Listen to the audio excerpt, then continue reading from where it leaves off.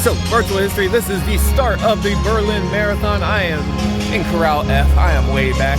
The elites are starting in 5 minutes. I probably won't start for another 40, but it's all good. It's going to be a great day. Let's check out the story and see how the day went.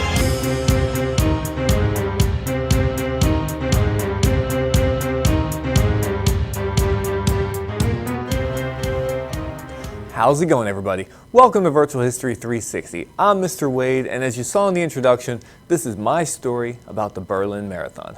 Wow, let me tell you, there's a lot to go into, and you're going to want to stick around until the end because I got something special for you. But let's start at the beginning. How did I end up in Berlin? Well, you can thank my wife, Mrs. Wade, for this.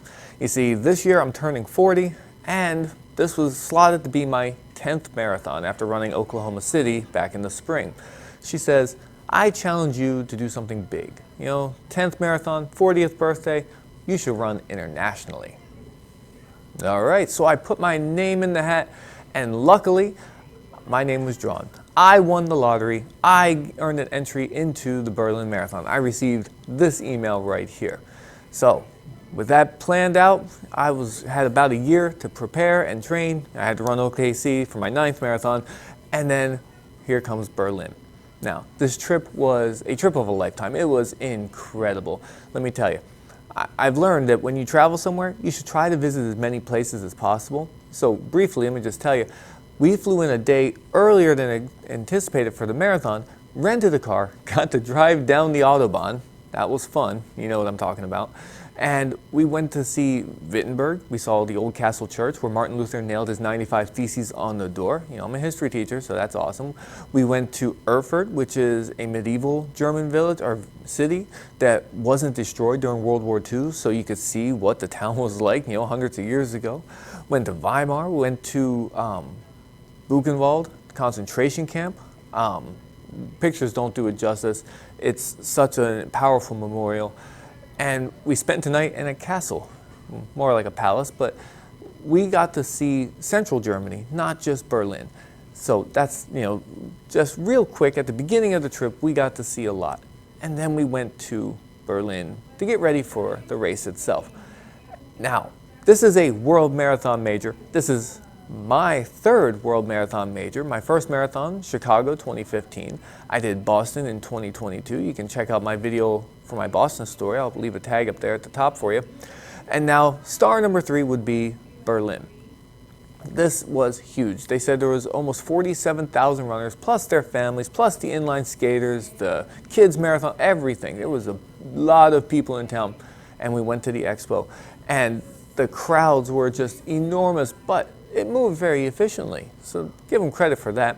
It was at an old airport, so we got to walk through the hangar and see the old airfield, and then we picked up our bibs. Actually, I should say, I was there with my brother, as you see in the picture here. He ran this marathon as well. This was his 3rd marathon, his first World Marathon Major, and he got to experience it too. But we picked up our bibs, we got all our gear, and then we got to see Berlin. We got to see Checkpoint Charlie, we got to see the Brandenburg Gate, we saw the memorial to the murdered Jews of Europe, not too far from the Brandenburg Gate. We went into the public library where they had a Gutenberg Bible printed in 1455.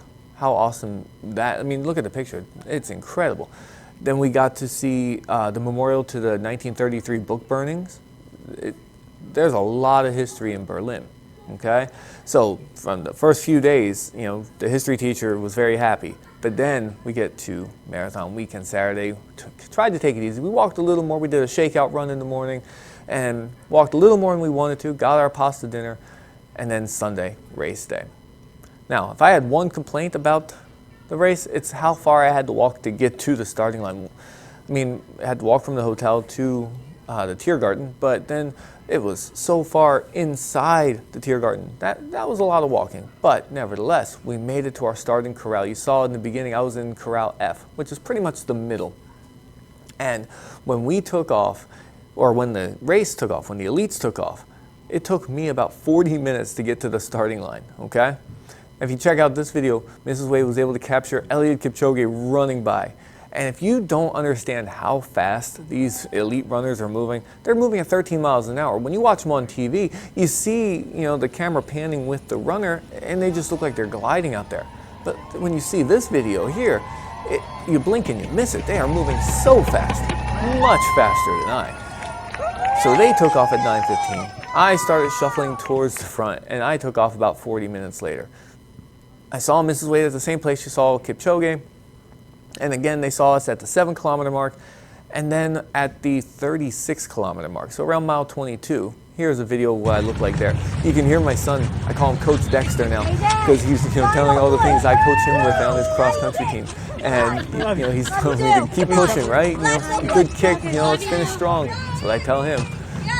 And yeah, the race to that point was just incredible.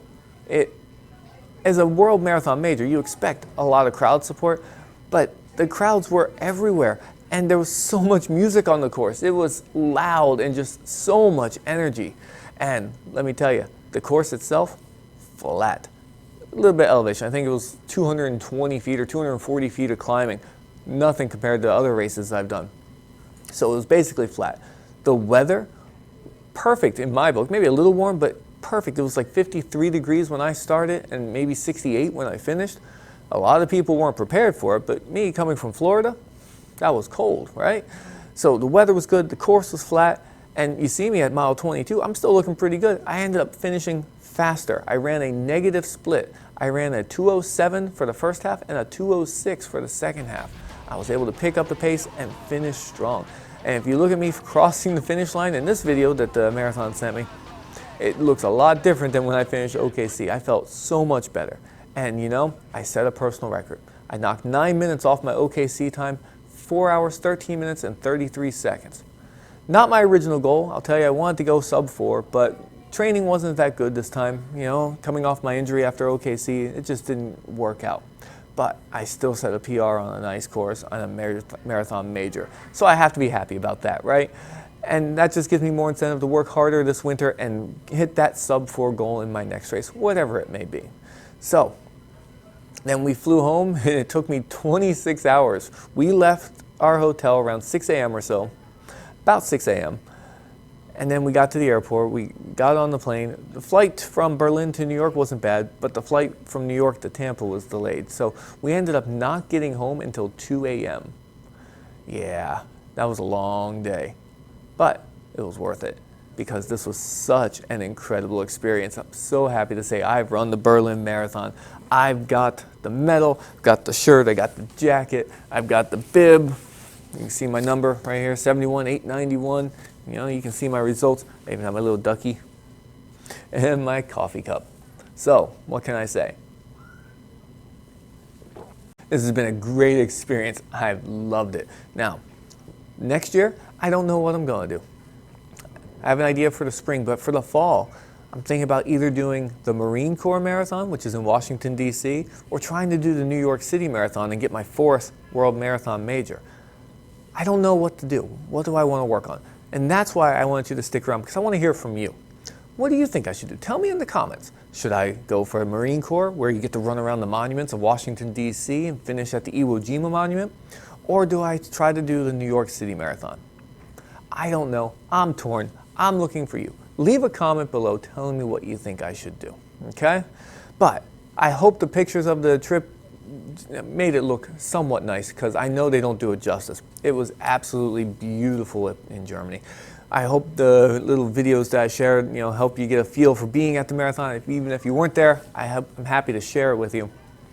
But man, what an incredible trip it was, and I hope this inspires you to get out there and run. Hopefully you get out there, because there's history wherever. Why not do both? I'm a history teacher, but I'm a runner.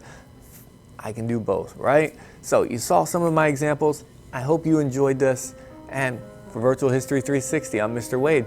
I'll see you next time.